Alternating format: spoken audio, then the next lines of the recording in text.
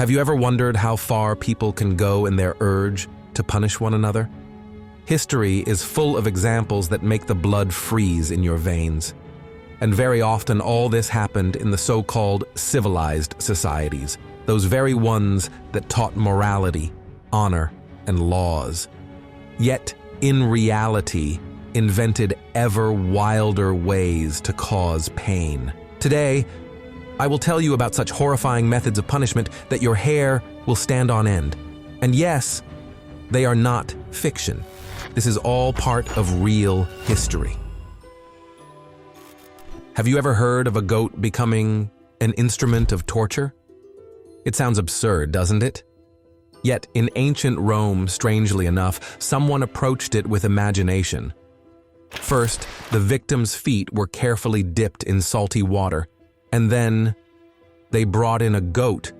It would seem an innocent animal, but not in this case. The goat began to lick the salt from the feet, and that is when the real torture began.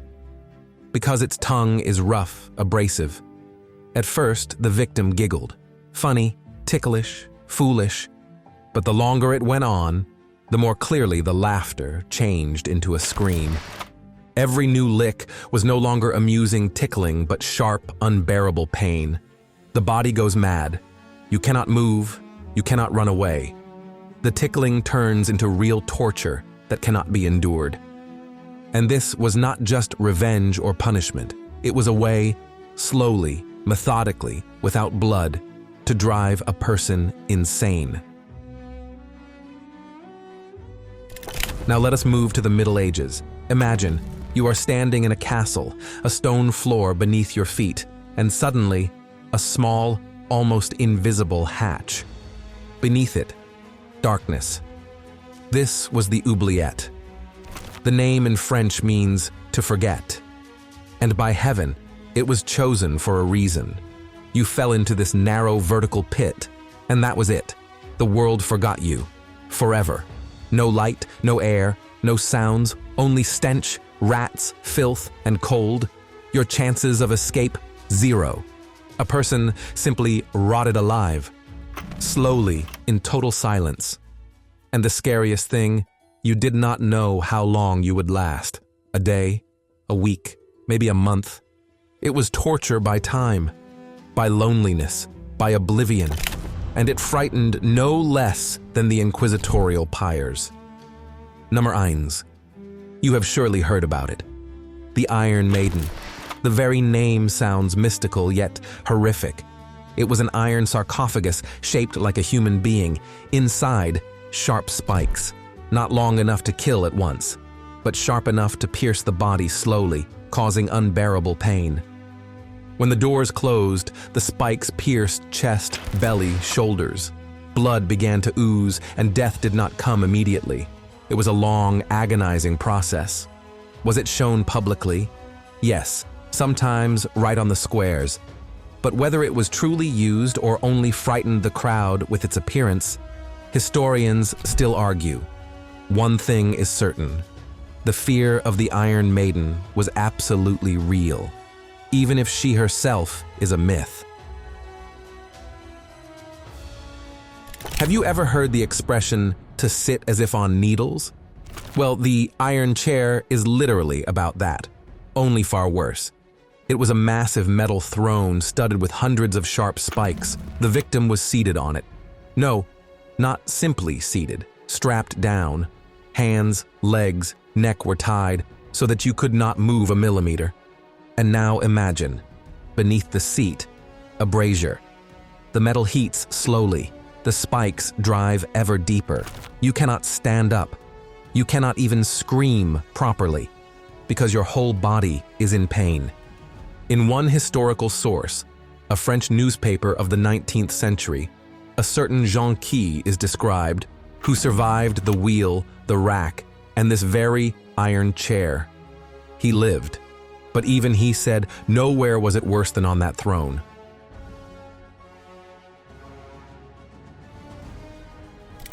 And now a story that one might take for a legend, if not for mentions in ancient Greek chronicles. The brazen bull, a hollow statue in the form of a huge animal. Inside, emptiness. Inside, a victim. Beneath the belly, a fire. When the flames rose, the metal began to heat. The temperature inside became unbearable. The person tried to scream, to call for help, but the sounds passed through a special system of tubes, and at the exit, a roar emerged. A terrible, unreal roar of a bull. They say the inventor of this device, the craftsman Perillus, was himself thrown into his own brazen bull by the tyrant Phalaris to test how it worked. In its own way, fair, though barbaric. The Inquisition knew its way around executions, but sometimes they needed not a spectacle, but silence. That was when the garrote came into play. It was a special collar with a metal screw. It was placed on the victim's neck. The executioner slowly turned the screw and crushed the cervical vertebrae. A crack. One. That is all. It was considered more humane than burning or quartering. Yet even here, there was no lack of pain, especially if the screw was turned too slowly. The garrote was used in Spain up to the end of the 19th century. The last public execution was only a couple of decades before the 20th century. Quiet, bloodless, but the horror did not diminish. Now, it will be truly harsh. In ancient Rome, there existed punishment for the gravest crimes. For instance, parricide. It was called poena culai. The victim was beaten half to death, then sewn into a sack, but not alone. Along with him, they placed a dog, a snake, a monkey, and a rooster, alive, enraged. And then the sack was thrown into a river. That was all. Outside, water. Inside, wild panic, screaming, biting, scratching creatures. No air, no exit. Only fear and bestial horror. This punishment was devised not for the body, but for the soul, so that a person would feel himself less than human, a wretched being among beasts, understanding. There would be no merciful end.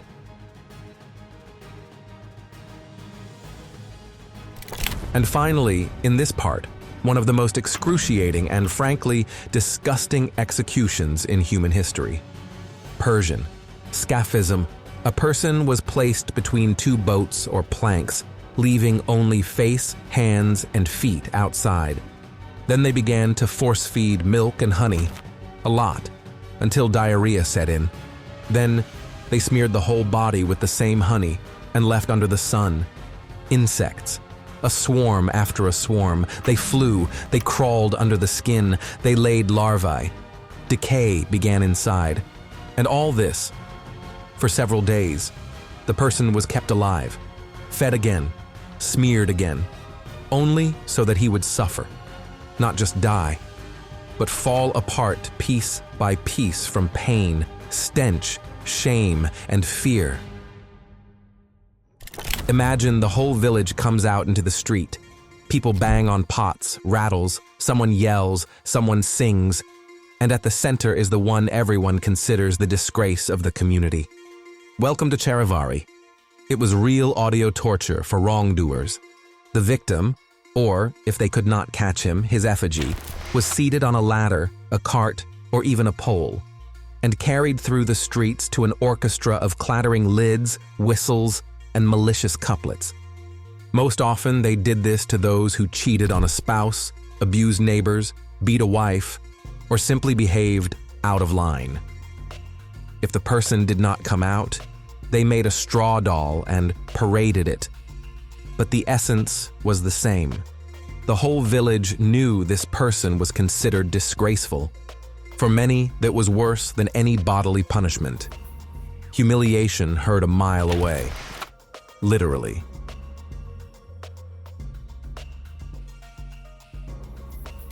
Now let us go to China. Imagine a village, a market, sweltering heat, and in the center, a man with a huge wooden board on his neck, heavy as sin. This was the Kang, a kind of wooden collar, sometimes weighing up to 15 kilograms. It was put on those accused of lying, theft, disrespect to authority.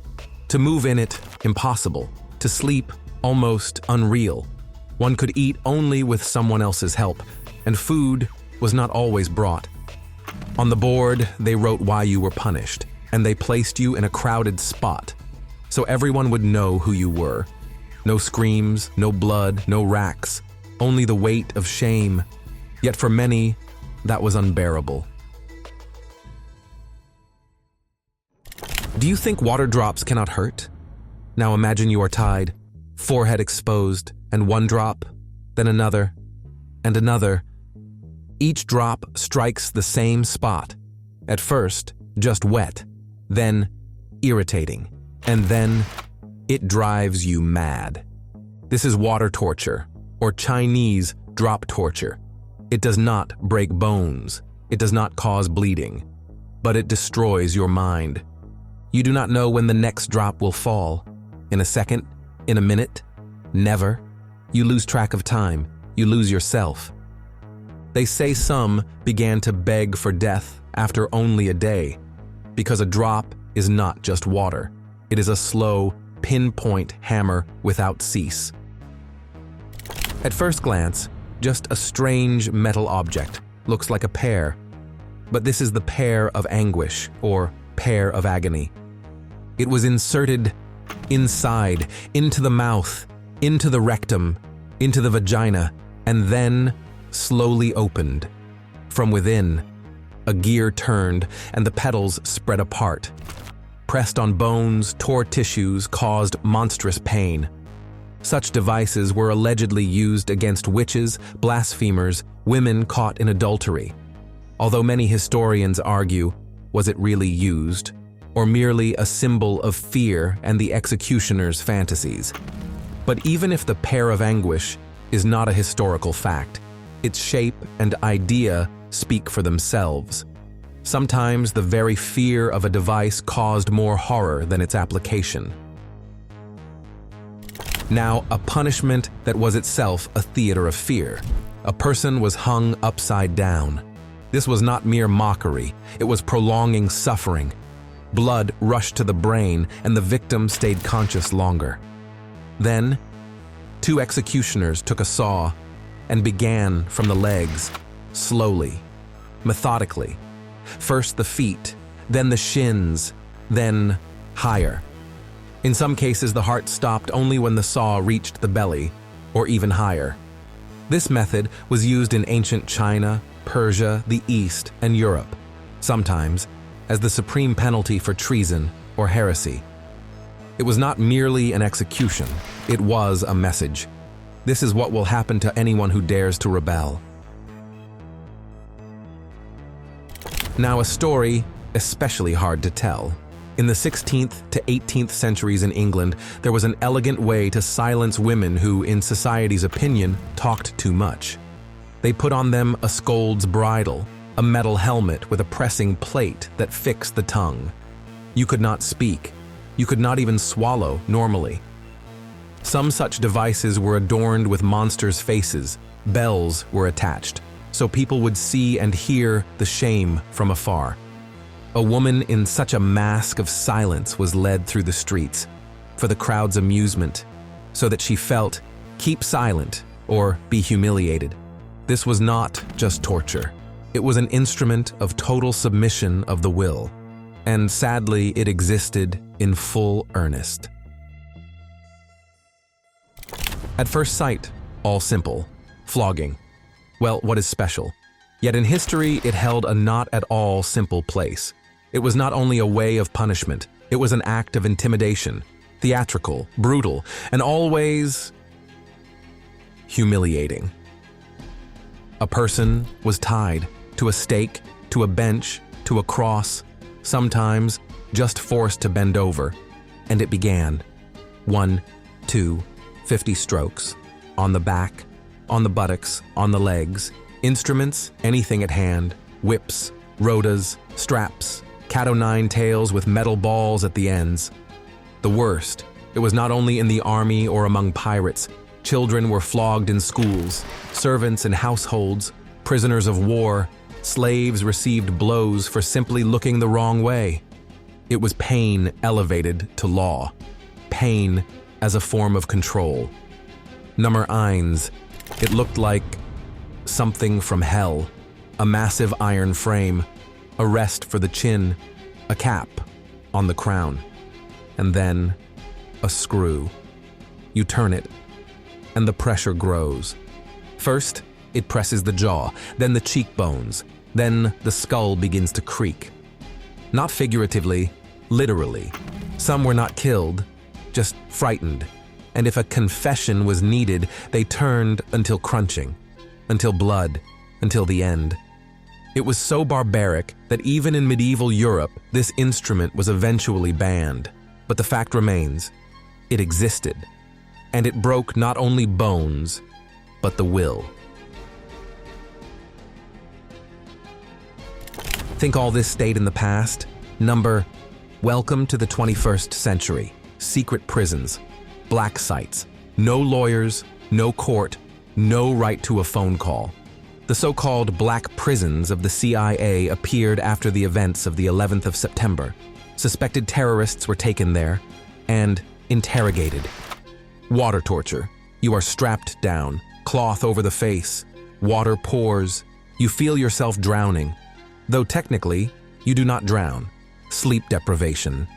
Light burns 24 hours a day, 7 days a week. Music at full volume, ice, cold, darkness, small cells, constant humiliation, and not a single external witness.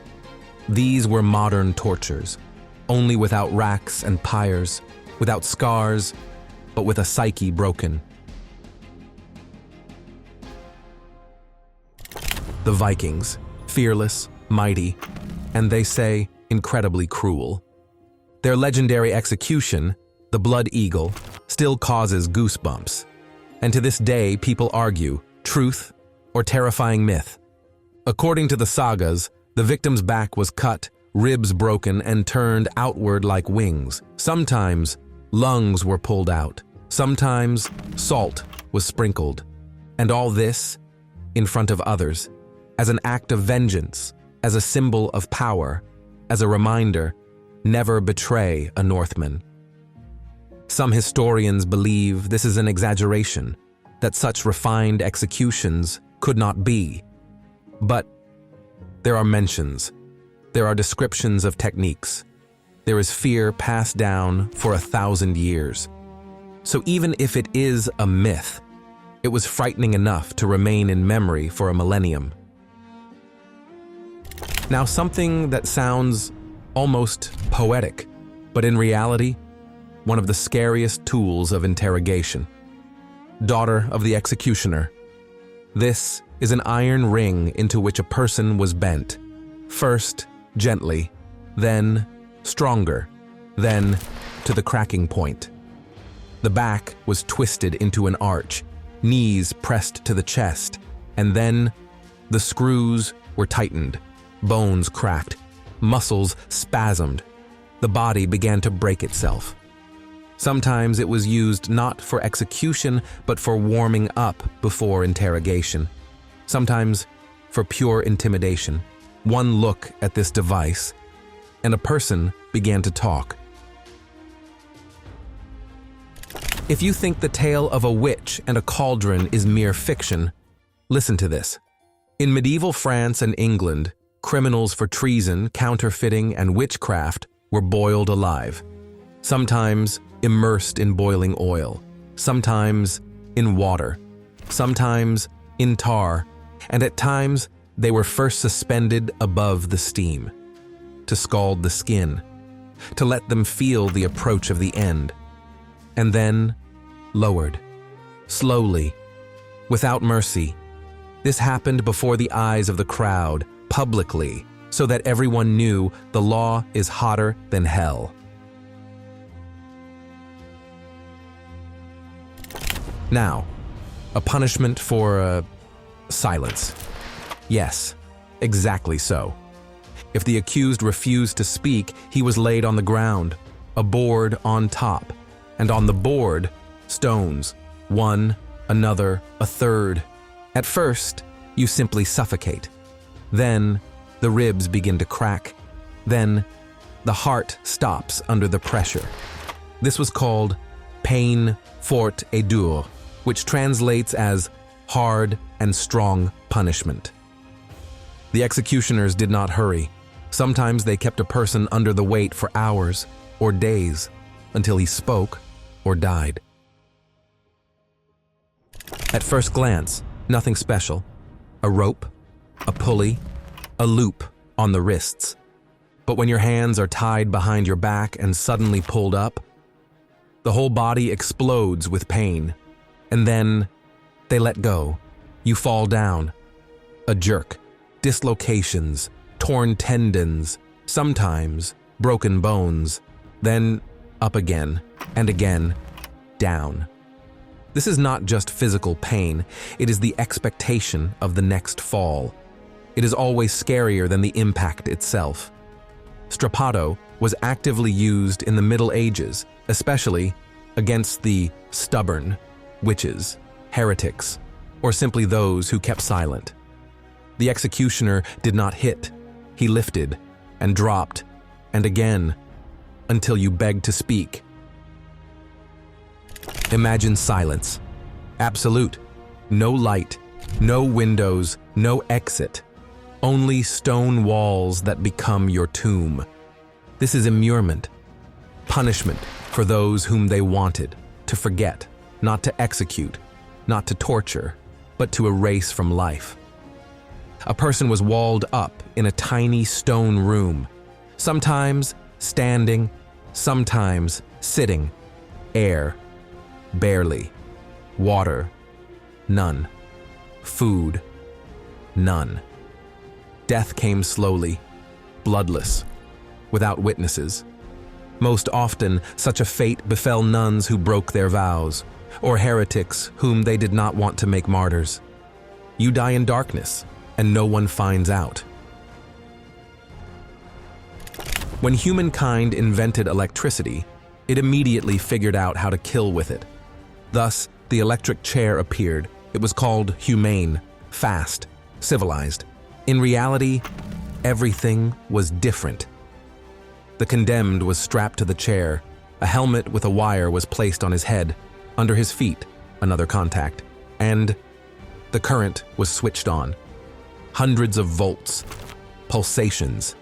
The body convulses, the smell of burning flesh. Sometimes, flames ignite. Death did not always come at once, sometimes only with a second or third charge. The most famous case was the first execution on the chair in 1890, which went so horribly that witnesses fainted. And yet, for decades, this method was used in the United States. If you thought medieval executions were brutal, Nero will convince you otherwise. In the 1st century of our era, when the Great Fire occurred in Rome, the emperor blamed the Christians, and he staged them a spectacle. Living people were smeared with pitch, tied to stakes in the garden, and set on fire.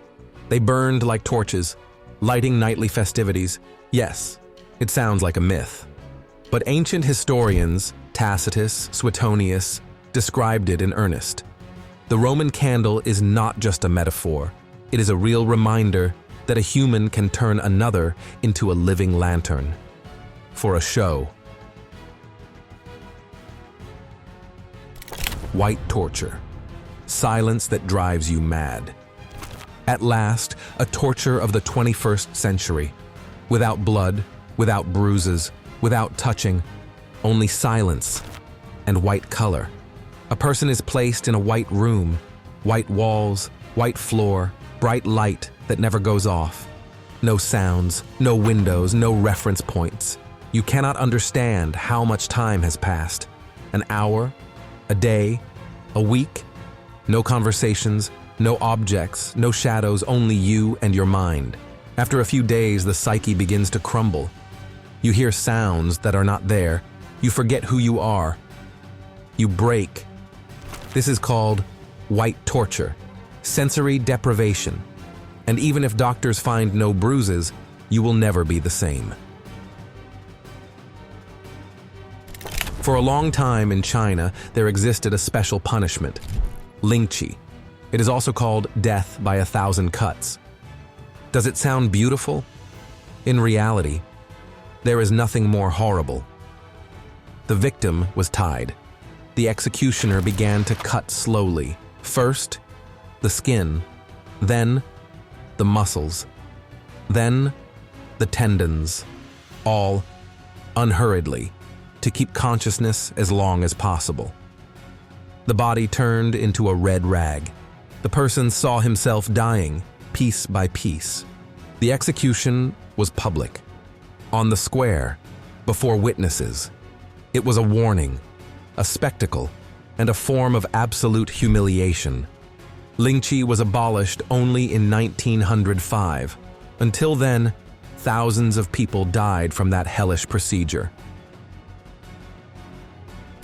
That is all. We have walked through horrors and darkness, through inventiveness that is hard to call human, and all this is not fiction. Which torture shocked you the most?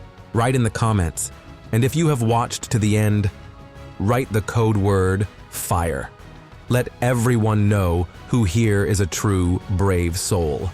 A huge request: support our channel with a subscription, a like or a dislike, and absolutely any comment. And right now, watch our 2 previous episodes, which have already appeared on your screen.